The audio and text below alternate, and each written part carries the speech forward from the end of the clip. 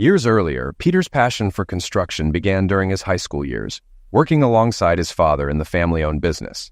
Every summer, he learned the value of hard labor, developing skills that would later shape his career. His bond with his parents was strengthened through shared projects, often marked by late-night planning sessions over blueprints spread across their kitchen table. Polly, on the other hand, grew up in a bustling suburban neighborhood, where her love for adventure was fueled by childhood trips to national parks with her family. Her close-knit friendship with Emma and Shelley began during these outings, solidifying a trio of confidants who would eventually share countless escapades. Tragedy struck Peter's family when a car accident claimed his parents' lives, leaving him grappling with grief and the overwhelming responsibility of wrapping up the family business. The sale of their assets provided little financial relief, leaving Peter with just a plot of land and a shed that became a refuge in his times of despair. Polly, meanwhile, thrived in college, embracing the independence it offered. Her adventurous spirit blossomed further as she and her friends meticulously planned their dream summer road trip, piecing together an itinerary that promised excitement and freedom. Their lives crossed paths during Peter's first semester at community college, where their connection was instant but marked by differences. Peter's practicality contrasted with Polly's spontaneous nature, yet they found common ground in their shared determination to pursue personal goals. Despite their contrasting personalities, their relationship deepened, with Peter appreciating Polly's zest for life while she admired his steady, reliable character. Yet, as their engagement progressed, their differences sometimes led to misunderstandings, foreshadowing challenges ahead. Peter was taken aback as Polly, his fiancée, finished her thought. A surge of anger bubbled inside him. While driving to the show for their usual date, he had casually suggested a week-long camping trip after her college classes wrapped up next month. "Polly," he said, his tone tinged with disbelief, "you know I'm heading out the day after your semester ends. Shelley, Emma, and I are practically packed for our summer trip out west. This has been in the works for ages." Peter's frustration boiled over. "Polly, I can't believe you're still planning on going. When we got engaged, I thought we had an understanding. You wouldn't go. What changed?" Polly crossed her arms. "Peter, I never agreed to that. You know this trip has been planned since we started college. We've scrimped and saved for it, even fudged expenses to get extra cash from our parents. How could you expect me to give up something we've worked so hard for?" Peter's temper flared. "I know how your friends behave on trips like this. They mooch off others, and it's not always in ways I'd call respectable. I don't want you spending the entire summer with them, let alone 24/7s. Polly shot back, her eyes blazing. "Don't you dare insult my friends. They're my closest friends, and I won't tolerate you talking about them like that. You've known about this trip since we started dating. How is it any different from the time you spend on your reserve duties?" Peter's jaw tightened. "The difference is that my trips are for work, serious, professional. I'm not partying or messing around, but if you go on this trip, we're done. Even if you don't plan to cheat, I know how things go. You'll drink too much, slip up, or let them talk you into something. Is this trip worth losing me? Are you trying to end this?" Polly's tone softened as she responded. "No, Peter. You're my guy, now and always. I'll come back to you and we'll be together forever." Peter's expression hardened.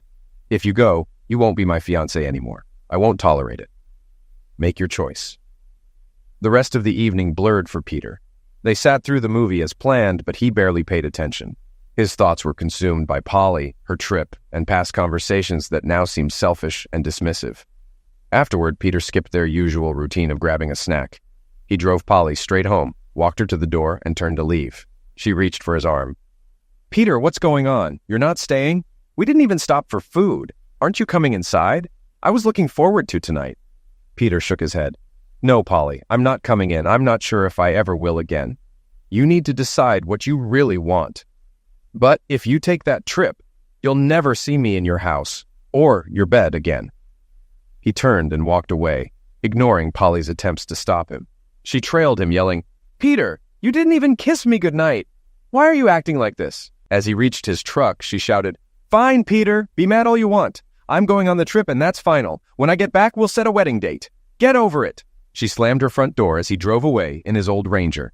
Inside, Polly's friends, Emma and Shelley, were waiting, grinning. Emma smirked. "Didn't go over well, did it?" Polly shrugged. "He'll get over it. He always does when I stand my ground. He knows he can't do better than me." With a sly grin, she added, "But if I ever catch him cheating, he'll regret it." Shelley raised an eyebrow. "That's a little hypocritical, don't you think?" "Shut up," Polly snapped. "I don't share my man." Emma burst out laughing. "Oh, come on. You were fine sharing Jared with me last week." "That was different," Polly said dismissively. "Peter's my fiancé, not just some hookup. I don't care about anyone else. Now, are we stopping first in Butte or Bozeman? I feel like meeting a cowboy before we deal with more city guys." Peter didn't call or visit Polly after that night. The day after her trip began, he drove to her apartment to confirm she'd left. It was empty. To be certain, he drove 100 miles to her parents' house. The gas wasn't cheap, but he needed closure. While there, Peter returned Polly's belongings. Her father, visibly frustrated with her as well, helped him unload the boxes into her room. After a quick handshake, Peter returned to his now empty apartment. 2 years older than Polly, Peter had just earned an associate's degree in construction management and was working toward a bachelor's in project management. He aspired to start his own construction firm someday. As a staff sergeant in the National Guard, he balanced part-time jobs, reserve pay, and the GI Bill to stay debt-free. His life, though modest, was self-sufficient. When his parents died in a car accident, their construction business went under. The proceeds from selling their assets paid off debts, leaving Peter with nothing but an 80-acre plot of land with a shed and a stream. Occasionally, he'd camp there, either in the shed or by the water, finding solace in the simplicity of the place. After returning from Polly's childhood home, Pete made a firm decision. He was done with his apartment. Packing his things, he moved to the piece of land he had inherited, setting up camp in the old shed. While attending reserve meetings and summer training, he initially spent his days fishing, swimming, drinking, and drowning in self-pity. But after a week of sulking, he snapped out of it and threw himself back into his exercise routine, determined to maintain his fitness for his responsibilities as a staff sergeant. 3 weeks of idleness left Pete restless. One afternoon, he wandered into the machine shed and eyed the equipment. The old tractor was still functional. He used it occasionally to clear brush, and the season was just early enough to squeeze in a late crop of soybeans. Although he'd need to hire someone to handle the harvest, the work would keep him occupied and potentially earn him a little extra money. With a plan forming, Pete hitched the plow to the tractor and started tilling the field. After a few rows, his neighbor, Mr. Jeffers, stopped by to see what he was up to. Pete cut the engine and walked over to greet him. "What's the project, Pete?" Jeffers asked, leaning on his truck. "Thought I'd plant some soybeans," Pete replied. "I figured I've still got time to get a crop in." "You do, with short-season beans," Jeffers said with a nod. "But why bother plowing? Most folks use no-till these days. It saves time, cuts costs, and is better for the soil. Less erosion, more moisture retention. If you're just planting a small field, you can borrow my no-till drill. Just don't wreck it." Pete scratched his head. "I've never tried no-till before," Jeffers grinned. "It's simple. Mow the grass, spray with Roundup, and plant Roundup-ready beans with the drill. Once the beans sprout, you spray again, and you're set. The same method works for corn or wheat if you decide to rotate crops next year." Pete mulled it over that evening. No-till planting sounded efficient, less fuel, less labor. The next morning, he got to work, clearing the field with a bush hog. Over 4 days, he mowed, cleaned up debris, and smoothed the soil with his disc. Ready to plant, he drove to Jeffers' place to borrow the no-till drill. When Pete arrived, he found Jeffers tinkering with a piece of equipment. Extending a hand, Pete said, "Morning, Mr. Jeffers. Is the drill still available? I'd like to give no-till a shot and see how it compares to traditional planting." Jeffers shook his hand firmly and chuckled. "Call me Stan. You're a grown man now. And we're neighbors. Friends, I hope. I hear you're a sergeant in the reserves. Should I call you Sergeant?" Pete laughed. "Not a chance. Out here, just call me Pete." "Deal," Stan said. "Let's hook up the drill and get you going. I'll stick around to make sure you know how to use it." In 2 days, Pete had planted his soybeans. After cleaning and returning the drill, he turned his attention to fertilizing. He collected soil samples and sent them to the county extension office for testing. Luckily, the field didn't need lime, and the fertilizer requirements were minimal. Pete purchased what he needed from the co-op and used their spreader to apply it, preparing the ground for his crop to grow. 2 weeks of hard work left Pete feeling accomplished. Sitting outside the cave he now called home, he relaxed, listening to the soothing rush of the nearby stream and the distant hum of farm machinery. Yet, as he enjoyed the peaceful evening, his thoughts drifted back to Polly. What was she doing on her trip? Were his suspicions about her justified? The uncertainty gnawed at him. He couldn't shake the doubts that had festered for months. Memories of Polly flirting and dancing with other men surfaced, times when her actions seemed too casual, too familiar. During deployments, friends had mentioned seeing her out with other men, looking and acting like she was on dates. One even sent him a blurry photo. Polly had denied everything, offering explanations that Pete reluctantly accepted, though the seeds of mistrust remained. With a six-pack of beer by his side, Pete confronted the truth. He didn't trust Polly anymore.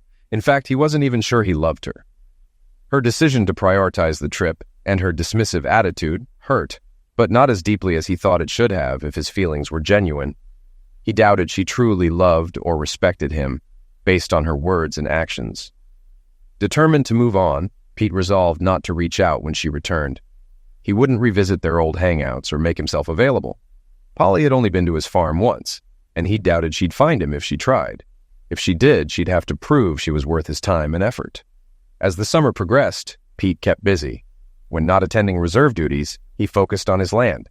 He converted part of the garage into a workshop for machinery repairs and planted a small garden for fresh produce.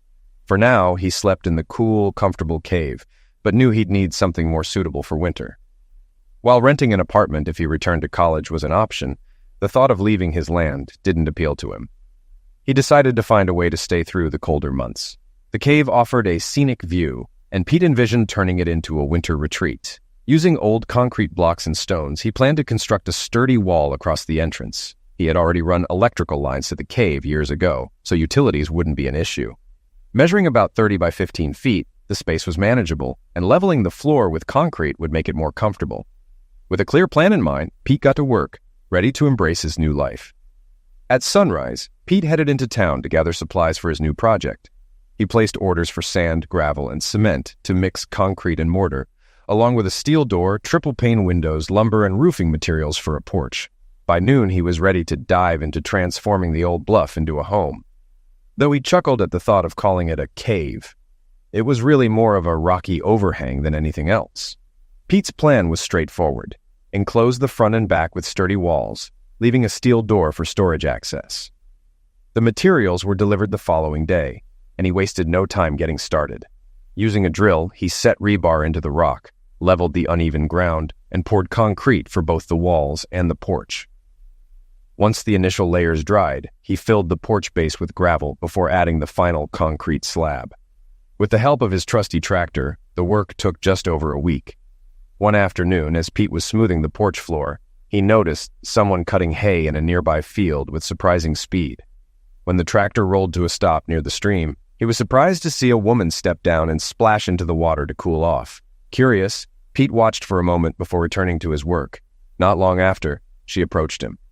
"Hi there, I'm Fiona Morgan," she said with a friendly smile. "What are you doing with the old bluff?" Pete returned her smile. "I'm turning it into my home. Just wrapping up the porch, no offense, but I need to keep at it before the concrete sets wrong." "Fair enough," Fiona said with a grin. "I used to play here when I was a kid. Mind if I take a look around?" "Feel free," Pete replied. "I'll join you at the creek later, fully dressed this time since you're here." Fiona laughed. "Glad to hear it. Otherwise, I might have to put my Army combat training to use." Intrigued, Pete asked, "Army, huh? What'd you do?" "Retired staff sergeant," she said. "I was a medic until I got injured on a mission. Now I'm helping out on my parents' farm and thinking about getting certified as an EMT." Pete nodded, sharing his own story. "I'm a staff sergeant in the reserves, done 2 deployments. This land belonged to my grandpa, and I inherited it after my parents passed in a car accident. Their debts ate up everything else.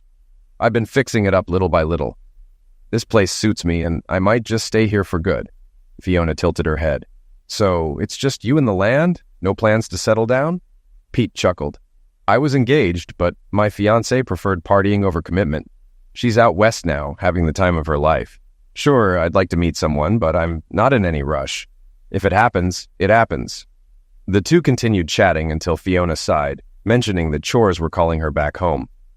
Before leaving, she asked, "Mind if I swing by the creek once in a while to cool off?" Pete grinned. "Not at all. Just make some noise when you come. I like to swim without much on." Fiona laughed. "I might sneak up on you then. Could be fun to catch you off guard." With a playful smile, she added, "See you later, Pete." A couple of days later, Fiona returned, raking hay into neat windrows. When she finished, she parked by the creek, stripped down to a swimsuit, and waded into the water. Pete, working on the front wall of his bluff home, watched her now and then. When his task was done, he grabbed a pool noodle and joined her in the stream. "Mind if I join?" he asked. "Not at all," she replied, flashing a smile. They chatted briefly before Pete excused himself to return to his project, inviting Fiona up for a beer when she was done. This soon became their routine. Fiona would finish her work, take a swim, and share a drink with Pete while catching up on his progress. Within a few weeks, Pete's new home had taken shape. He built a 2-level interior with a small kitchen, a cozy sitting area, a bathroom, and a wood stove for warmth. Remarkably, he managed to complete it for just $3,700.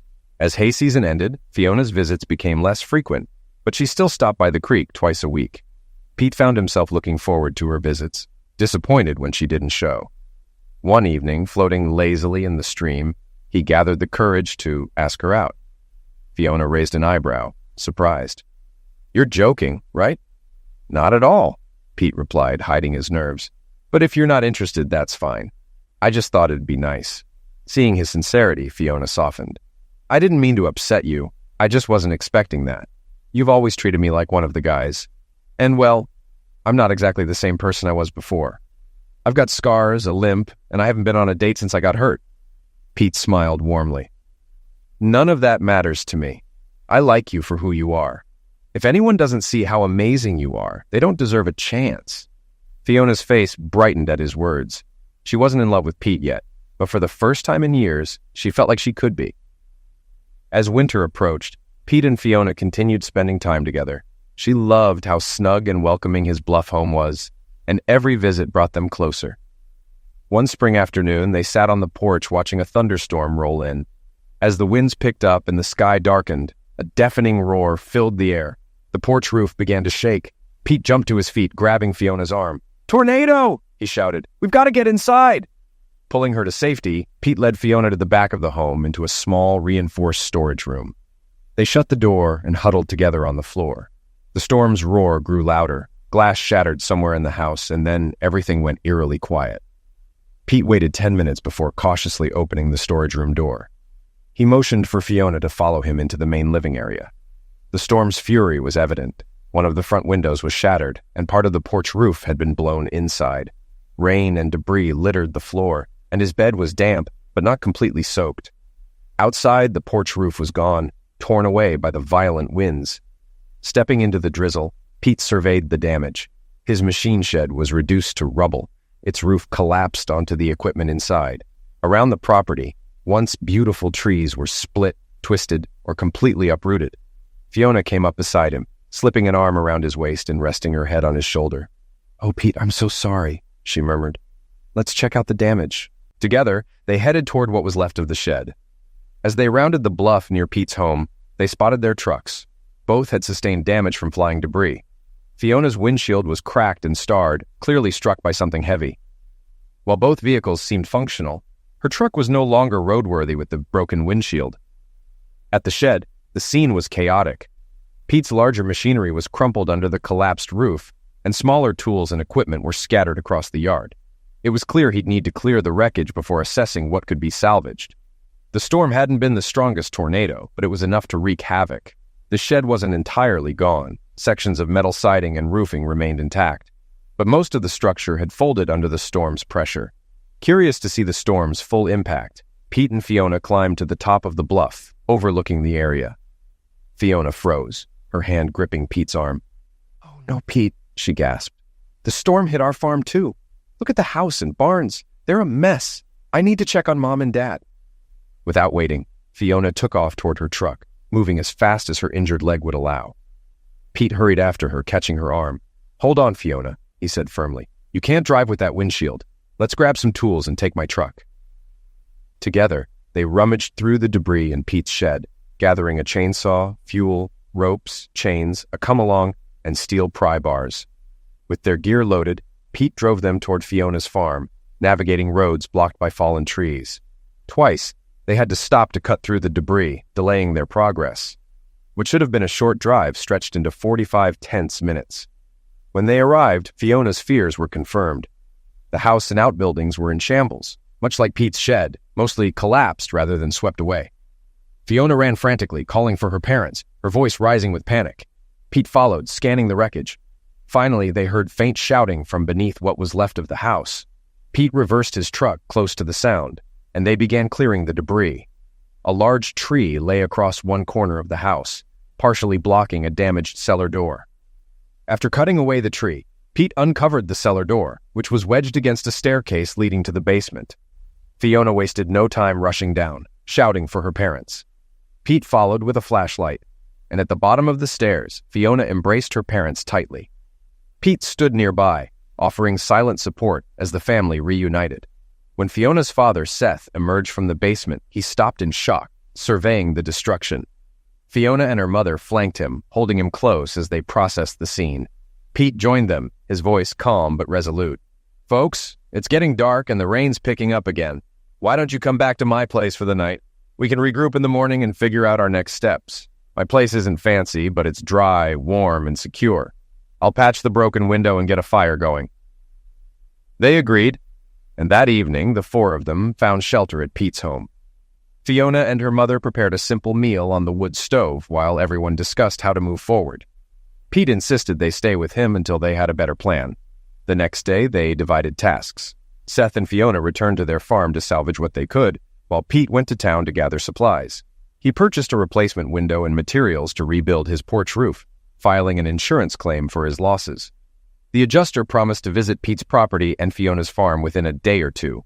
For now, Pete was allowed to replace the broken window to prevent further damage, but was advised to hold off on major repairs. Back home, Pete spent the morning installing the new window. Afterward, he cleared debris from the machine shed until he freed his tractor, which had minor damage to its sheet metal but was otherwise operational. He was grateful he'd taken out an insurance policy that covered his equipment as well as his home and shed. By evening, Fiona and her father returned to Pete's place with essentials: a mattress, bedding, clothing, and preserved food. They'd also salvaged a generator to keep their deep freeze running. Pete brought out his own generator to power his appliances until electricity was restored, which, according to news reports, could take another day or two. As they settled in for the night, Pete looked around at the makeshift household. Despite the chaos, he felt a sense of resilience and determination. Together, they would weather this storm and rebuild what had been lost. The following 10 days were a whirlwind for Pete. The insurance adjuster arrived promptly, and Pete was awarded $100,000 to rebuild his machine shed and 2 smaller outbuildings. He also received $15,000 to compensate for the damage to his machinery and $7,500 for repairs to his modest home. Since much of the settlement included labor costs, Pete knew he could save a significant portion by doing most of the work himself. With this financial boost, Pete decided to expand his home. He planned to incorporate the existing 12 by 30-foot porch into the main structure and build a new wraparound porch on 3 sides of the house. Although the $7,500 for the home repairs wouldn't cover everything, Pete figured the additional cost would be minimal if he handled the work himself. His vision was to use the cave area as a bedroom while dedicating the new addition to a living space, kitchen, and office. He also planned to construct a larger bathroom, accessible from both the bedroom and the addition. Eager to begin, Pete spent 2 days digging footings for the new porch. Using salvaged materials from the storm-damaged buildings, he built the formwork and had the concrete poured before receiving his insurance payout. Once the funds arrived, Pete was ready to begin construction in earnest. He explained his plans to Fiona and her family, who fully supported his vision. Pete decided to use concrete for the new walls, planning to veneer them with stone.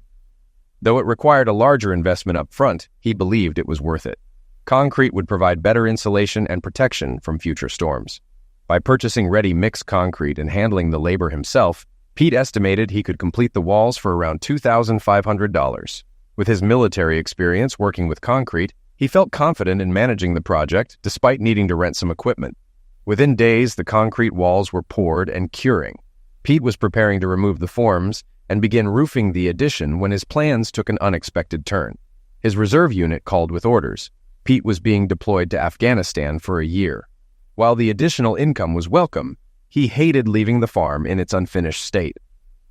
That evening, Pete broke the news to Fiona and her parents. Fiona's immediate response was a sharp, "Oh, crap," followed by a tight hug. Pete reassured them that they were welcome to stay in his home as long as needed while rebuilding their own. Their new house, a steel structure on a concrete pad, was still in the early stages as they waited for the construction company to begin work. In the meantime, they kept busy with farm tasks and repairing their outbuildings. The night before Pete's departure, something unexpected happened. He woke to find Fiona slipping into his bed. Before he could say a word, she kissed him passionately and pulled him close. Pete hesitated, whispering, "Fiona, we can't do this. Your parents are right here. They'll hear us." Fiona wasn't deterred. "I don't care," she murmured, her voice firm. "Mom knows we're together, and I'm sure Dad does too. I want this night with you before you leave, and I'm not taking no for an answer." Ignoring Pete's protests, she straddled him, her determination overriding his reservations. Despite their attempts to stay quiet, Fiona's pleasure was loud enough that her parents likely heard. Afterward, they fell asleep entwined, waking only when Bridget began preparing breakfast. When Pete groggily emerged from the bedroom, Bridget greeted him with a knowing grin. She set 3 cups of coffee on the small table and chuckled at Pete's sheepish expression. Sensing his discomfort, she said kindly, "Pete, I was wondering when you two would finally share a bed. It's clear how much you care for each other. Seth and I have no issue with it. Fiona is a grown woman, and if she chooses to spend her nights with a man we deeply respect, it's her decision." Pete managed a grateful smile, feeling both relieved and slightly embarrassed. Bridget's understanding made the situation easier, and as he sat down with his coffee, he silently resolved to make the most of his time before leaving. The day Pete had to report for deployment finally arrived. Fiona and her parents stood together, watching as he drove off to join his unit. As before, Fiona planned to retrieve his truck after his departure and return it to his farm. Pete had added her name to his checking account so she could handle his bills while he was overseas, and she and her father agreed to tend to his small acreage during his year-long absence. The first 3 days at the Reserve Center were consumed by the usual grind of mobilization: mountains of paperwork, equipment inspections, and last-minute shipments. Larger machinery they'd need was already stationed in the operational theater, with smaller tools sent ahead prior to departure. To Pete's surprise, Fiona and her parents showed up at the bus station to see him off. As soldiers boarded, Pete turned back to wave, catching Fiona's teary-eyed smile. After arriving at the mobilization station, Pete and his unit underwent medical and dental evaluations, personnel updates, legal briefings, and intensive training, including weapons qualification. During a legal session, Pete quietly updated his will, leaving everything he owned to Fiona. He chose not to tell her about the decision. After 3 weeks of preparation, Pete's combat engineer unit boarded aircraft bound for Kazakhstan. There, they spent a short acclimatization period before heading to their deployment site, where they replaced another engineer unit. Over the next month, the handover was completed, and Pete's team assumed full responsibility for engineering operations in the area, supporting Allied and U.S. forces. The local summer was in full swing when Pete's unit arrived, with temperatures often soaring past 130 degrees Fahrenheit. The dry, dusty environment was grueling, but the work never slowed. Days bled into nights as the unit cleared routes, constructed schools and roads, and fortified bases. They faced shot fire, verbal maltreatment from hostile locals, and relentless workloads. Pete both loved and loathed the intensity. Despite the chaos, Pete often called home to talk to Fiona. Their conversations grew increasingly personal, and the word love began to surface. Pete found himself thinking about her more and more, questioning whether his feelings were romantic, platonic, or simply physical. Whatever the answer, his connection with Fiona felt deeper and more genuine than anything he'd experienced with Polly. 3 quarters into the deployment, disaster struck. While working on a mountain road, Pete's unit came under attack by insurgents. The firefight raged for nearly half an hour before the platoon sergeant was wounded. As the next senior NCO, Pete quickly stepped into the leadership role, organizing the platoon and assessing their situation. When the platoon leader was also hit, Pete found himself fully in charge, leading the remaining soldiers through the firefight. Spotting a lull in enemy fire along one sector, Pete initiated a counterattack. Rallying 13 soldiers, he led a charge to break through the insurgent line. As they advanced, requested air support arrived, with attack helicopters raining fire on enemy positions. Within minutes, the insurgents were in retreat. Reinforcements arrived shortly after, helping secure the area, evacuate the wounded, and mop up. Pete's leadership during the attack earned him respect and recognition. He remained in the role of platoon sergeant for the remainder of the deployment, proving himself both capable and charismatic under pressure. By the time the unit returned to the U.S., Pete had been promoted to E7 and awarded the Bronze Star for his actions. The long-awaited day of return finally arrived. Pete's unit was replaced, and they flew home to a hero's welcome. As the plane landed, families and friends gathered to greet the soldiers. Pete barely had time to scan the crowd before Fiona launched herself at him, wrapping her arms and legs around him in an enthusiastic embrace. "Pete, I missed you so much," she exclaimed, kissing him. "I'm so glad you're back. I've got your truck. What do you want to do first? It's almost lunchtime." Pete laughed, squeezing her tightly. "I want good food. We may do, but I've been dreaming of real pizza and steak. Let's start at the House of Pizza. I loved that place in college. After that, I just want to go home, sleep for a day, and eat some more." At the restaurant, they took Pete's favorite table. Holding hands, they chatted until a waitress approached. Pete froze when he recognized her. Polly. Visibly pregnant, she gasped upon seeing him. "Pete, oh my God, it's you!" she blurted, dropping her notepad. "Where have you been? I've missed you so much." She leaned in, arms wide for a hug, but Pete instinctively stepped back. His voice was calm but cold. "Hi, Polly, I see you've moved on. Or is that from partying with those friends of yours?" Polly's face crumpled, and she fled into the kitchen, leaving Pete and Fiona stunned. A different waitress appeared shortly after, her attitude curt. Pete hesitated, uneasy about the situation. Turning to Fiona, he said, "Maybe we should go. I've lost my appetite after that." Fiona nodded without argument. Rising, she leaned in to kiss him softly.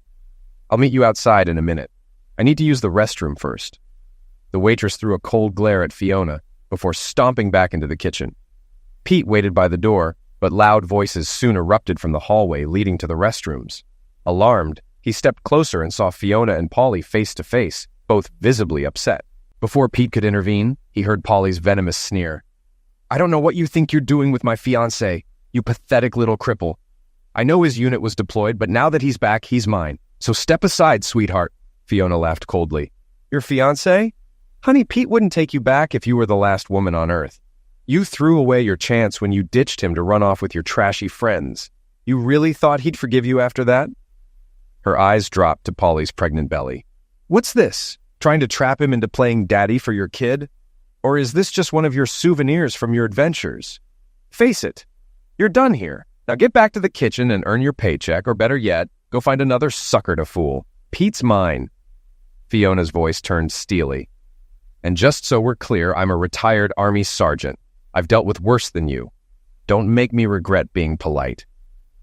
Without another glance, Fiona turned and walked toward Pete, her cheeks slightly flushed, but her demeanor calm. Sliding her arm through his, she smiled up at him. "Sorry about that, Pete. I hope I didn't overstep, but she had it coming. Let's get out of here. I've lost my appetite. Can we go home now?" On the drive back, Fiona grew uncharacteristically fidgety, glancing out the window and bouncing slightly in her seat. To Pete, she seemed equal parts excited and anxious. Just before they reached his property, he finally asked, "What's going on? You've been acting weird since we left town." Fiona hesitated. "Okay, don't be mad. But while you were gone, I might have spent more of your money than you expected.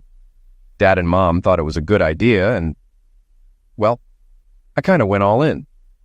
I hope you're not upset." Pete frowned, unsure of what she meant. As he pulled into the driveway, he stopped the truck abruptly. His house stood before him, fully finished. The roof was complete. A wraparound porch hugged 3 sides of the home, and the exterior was beautifully veneered with stone. Flower beds and shrubs adorned a newly landscaped yard. His machine shed had been rebuilt, slightly larger than before, and everything looked pristine. He sat in stunned silence, staring at the transformation, his stomach twisted as he considered the cost. "Fiona," he said finally, his voice tight, "it looks like you spent all of my insurance money, and maybe even some of my Army pay. You knew I planned to do the work myself to save on labor. I didn't want to blow through everything." Before he could continue, Fiona interrupted. "Pete, no! I didn't spend all your money. We did exactly what you said you wanted for the house and shed, but we didn't pay for any labor. My parents and I did all the work ourselves, with help from neighbors and friends. Everyone pitched in to support our local hero. Please, just come see for yourself before you get upset." She grabbed his hand and led him out of the truck, practically pulling him toward the house. At the front door, she gestured for him to enter the addition built on the old porch's foundation. Crossing to his desk, she handed him a bank book and turned on the computer. Once it booted up, she opened his financial software and showed him a detailed breakdown of every expense. Pete's jaw dropped as he scrolled through the numbers. His accounts were still in excellent shape. Fiona had only spent about half of what he'd estimated for the materials alone. "How did you manage this?" he asked, incredulous. "You spent less than I thought possible for all of this." Fiona beamed. "Well, I made a few deals. When we explained you were deployed in Afghanistan and rebuilding after the tornado, a lot of suppliers gave us steep discounts. Some even donated materials. We told them the labor was being done by volunteers to honor your service. They really went above and beyond for you." Taking his hand, she added, "Come on, I want to show you the machine shed and shop. You'll love it. And after that, we're heading to Mom and Dad's for supper. They've been waiting to see you." Pete followed Fiona as she guided him through the yard and machine shed, still trying to process everything he was seeing. The space was exactly as he'd envisioned in his plans, perhaps even better. Compressed air lines had been installed at key points throughout the shed, and a maintenance pit had been built into the floor, complete with a sturdy cover for safety when not in use. As they stepped outside, Fiona pointed out where the tornado-damaged trees had been cleared, replaced by a new shed tucked behind the house to store firewood safely out of the weather. Pete's disbelief deepened as she explained the work that had gone into restoring and improving the property. Back inside the house, Fiona led Pete to the bedroom carved from the old cave. She closed the door softly behind them, her expression shifting as she stepped closer. Wrapping her arms around his neck, she pulled him into a kiss that started tenderly but quickly grew more fervent. Her hands roamed as she pressed herself against him, her soft moan igniting something deep within him. Pete responded in kind, their clothes discarded in a trail leading to the bed. The passion between them was raw and consuming as they came together. Pete lost himself in the moment, the weight of his emotions finally releasing. When it was over, he kissed Fiona gently before pulling her close, her head resting against his shoulder and her leg draped over him. "I missed you more than I can say," Fiona whispered. "I love you, Pete. I worried about you every single day you were gone." Pete tilted his head to kiss her forehead. "I love you too, Fiona. After everything I've felt with you, I realize I never truly loved Paulie. I didn't even understand what love was until you. Whether we're working, sitting together, or making love, it's all better with you. Everything is better because of you." After a brief nap, Pete carefully slipped out of bed so as not to wake Fiona. He wandered to the kitchen and grabbed a cold Dos Equis from the fridge. Stepping onto the porch, he sank into one of the new chairs and stared out across the stream, taking in the familiar sights and sounds of home. The low calls of cattle mingled with the distant bark of a dog and the faint hum of a neighbor's tractor. The gentle trickle of the stream beside the house completed the serene backdrop. Pete was so relaxed that he didn't notice Fiona had joined him until she stepped onto the porch. She was as bare as he was, her eyes glowing and a soft smile lighting up her face. Pete couldn't look away from her. "You're stunning," Pete murmured, his voice full of quiet reverence. "I love you so much." Fiona's eyes filled with tears. "No, I'm not," she said softly. "I have so many scars now, but I love you for saying that." Pete reached out and pulled her close. "You are beautiful, Fiona. Every scar is a mark of your strength and dedication. They don't detract from you. They add to you. You're perfect to me, and I wouldn't change a thing. Now, sit here with me for a bit. I just want to enjoy this piece until I finish my beer. Then we'll head over to your parents' place." On the drive to Fiona's family farm, Pete took in the surrounding area, reconnecting with the land he'd missed. The tornado's aftermath was still visible. Downed trees lay in tangled piles, some rotting, while others had been trimmed back to encourage new growth. The destruction hurt to see, a painful reminder of nature's raw power. Arriving at the Morgans' property, Pete noticed the progress they had made. Though signs of the storm lingered, the barns and house had been rebuilt, and the remaining trees showed signs of recovery. Still, Pete felt a pang of sadness at the sight of the new house, a simple metal structure with a small porch, so different from the charming two-story home the tornado had destroyed. Seth greeted Pete with a firm handshake and a grin, while Bridget pulled him into a warm hug. "Welcome home, Sergeant," Seth said, his tone light. "We're all glad you're back safe. Maybe now these women of mine can stop worrying so much and actually get a decent night's sleep." After a hearty meal, the four of them sat outside as the evening settled in, chatting and laughing under the stars. As the clock neared 9 p.m., Pete found himself struggling to keep his eyes open. He finally stood, stretching with a yawn. "It's been wonderful catching up, but I'm beat," he admitted. "I need about a week of sleep to recover.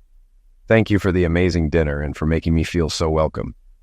Pete stood to shake Seth's hand, a firm grip exchanged between the two men. Bridget stepped in for another warm hug, holding him tightly before pulling back with glistening eyes. "Don't be a stranger, Pete," she said, her voice soft but sincere. To Pete's surprise, she gave him a quick kiss on the cheek before stepping away with a smile. Pete returned the smile and began walking to his truck. Fiona hugged her parents goodbye and hurried after him, slipping her arm around his and leaning her head on his shoulder. When they reached the truck, Pete opened the door for her only to be surprised when she climbed in without hesitation. He blinked, puzzled. "Fiona, what are you doing?" Her expression was a mix of nerves and determination. "Pete, I'm coming with you," she said. "If you don't want me to, I'll understand, but I want to be with you. I told Mom and Dad already. This is what I want." Pete paused, gathering his thoughts carefully. "Fiona, you know I love you.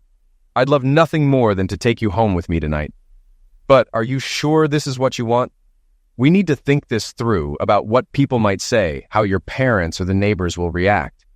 I want you with me, but I also want to make sure this feels right for you." Fiona's face softened as she smiled. "Pete, this feels right. I've known I loved you completely since before you left. I wanted to talk about this sooner, but I never found the time. Today, I told Polly that you're my man, and I meant it. I don't just want to spend the night with you. I want to spend my life with you. You make me feel whole, like I'm finally where I'm supposed to be. I know I'm not perfect, but I'll try to be everything you want." Pete studied her for a long moment before climbing into the truck.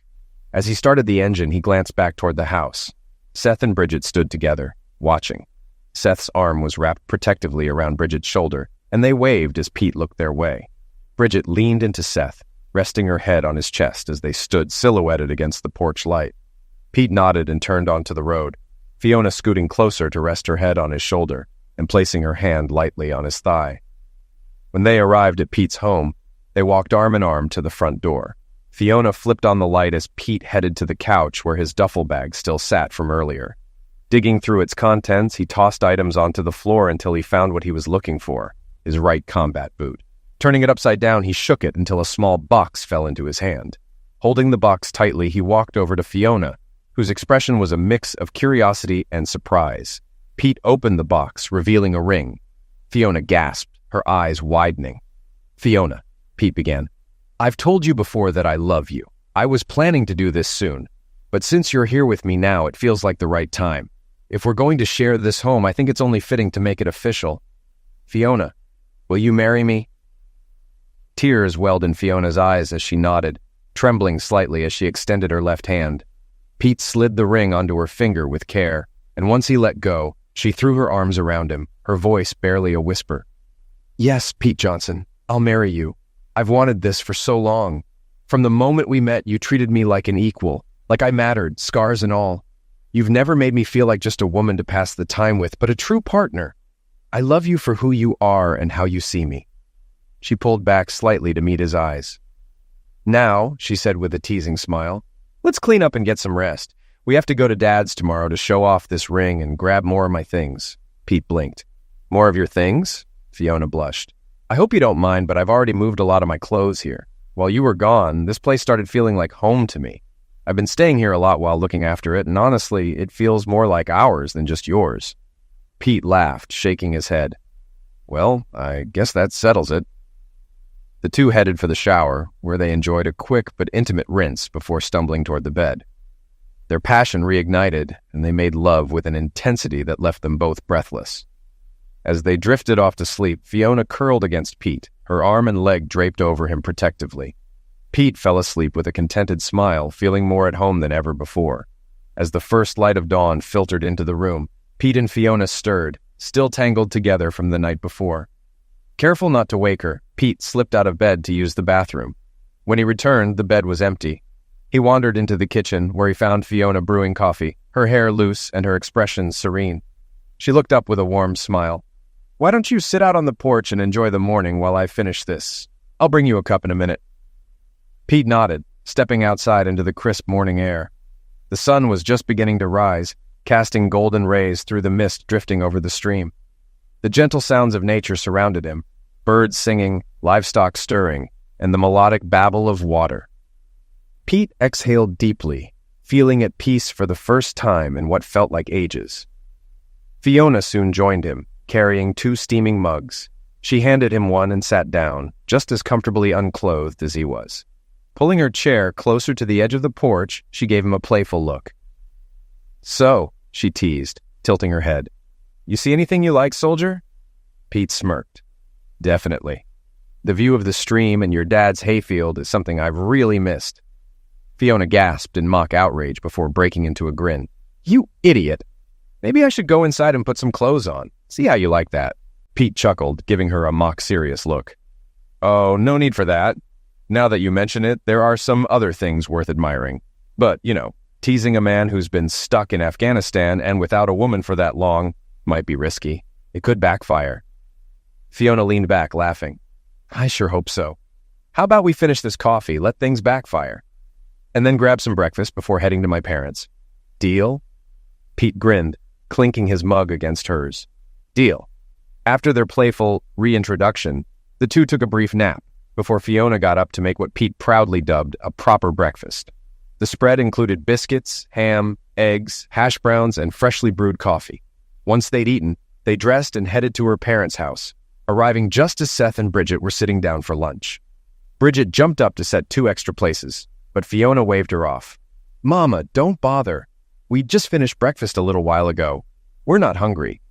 Bridget raised an eyebrow, her tone teasing. "Fiona Morgan, what on earth were you doing that Pete had to wait until lunchtime for breakfast? I thought I taught you better than that." Seth snorted with laughter, earning a sharp glance from Bridget. Realization dawned a moment later, and her cheeks flushed a deep red. She turned back to her meal, muttering, "Oh." The room fell quiet for a moment before Bridget busied herself with her plate, avoiding Fiona's amused grin. Fiona poured 2 glasses of iced tea, handing one to Pete with a quick kiss. Then, sitting beside her mother, she casually extended her left hand across the table. Bridget's eyes widened as she noticed the engagement ring letting out an excited squeal as she grabbed Fiona's hand to examine it closely. After lunch, Fiona stayed to help her mother clear the table and wash the dishes while Pete and Seth sat outside, chatting. When they finally left, the truck was loaded with a collection of Fiona's belongings, which they took back to Pete's house. In the months that followed, Pete and Fiona seamlessly blended their lives. They worked the 80-acre farm Pete had inherited and helped out on Fiona's parents' property. Over the years, they assumed full responsibility for both farms, growing their family in the process. After the birth of their second child, the families decided to trade homes. Seth and Bridget moved into Pete's cozy cave home, while Pete and Fiona took over the larger main house. Seth and Bridget remained there until their passing. Pete retired from the Army Reserve after an impressive 40 years of service, achieving the rank of Command Sergeant Major. Their youngest son eventually took over managing the combined farms, allowing Pete and Fiona to spend their later years back in the cave home, where their life together had begun. It was a peaceful retreat, filled with memories of love and resilience. Throughout his life, Pete remained steadfast in keeping 3 promises. He had vowed never to return to Polly after she left him, a promise he upheld without question. He had pledged to love, honor, and cherish Fiona, a commitment he fulfilled every single day of their marriage. And he had promised Seth he would take care of Fiona, a promise that defined his life's greatest purpose and joy. As the golden hues of the setting sun painted the sky, Pete and Fiona sat quietly on the porch of their cave home, their hands intertwined. The stream below murmured a familiar melody, a song that had accompanied their journey from the very beginning. The land around them, once a canvas of hard labor and sacrifice, now thrived as a testament to the love and resilience that had defined their lives together. Pete leaned back in his chair, his gaze sweeping across the farm that had become their legacy. "I never imagined it would turn out like this," he murmured, his voice touched with awe. Fiona, her silver hair glowing in the evening light, smiled warmly. "Neither did I," she replied. "But every twist, every challenge, every moment brought us here, and I wouldn't change a single thing."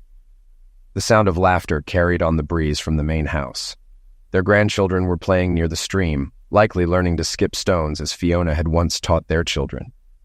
Pete could see William, their youngest, standing nearby, his presence a reminder of the continuity of life. The farm was now in his capable hands, thriving under his stewardship as he blended tradition with innovation. "Do you remember when we first started here?" Pete asked, his eyes distant with memory. "I thought this cave would barely hold us through one winter." Fiona chuckled softly. "And I told you it would last a lifetime. Like us," she said, giving his hand a gentle squeeze.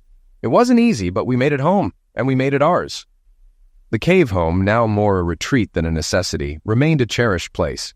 Its walls held stories of late-night conversations, shared meals, and quiet moments of reflection. It was where their life had truly begun, a place that had witnessed their triumphs and struggles, their laughter and tears. Pete looked at Fiona, his expression tender. "You've always been my anchor," he said quietly. "No matter what life threw at us, you kept us steady."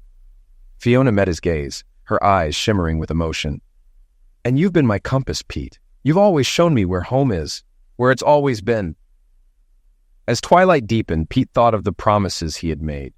He had vowed never to return to Polly after she left him, a promise he upheld without regret.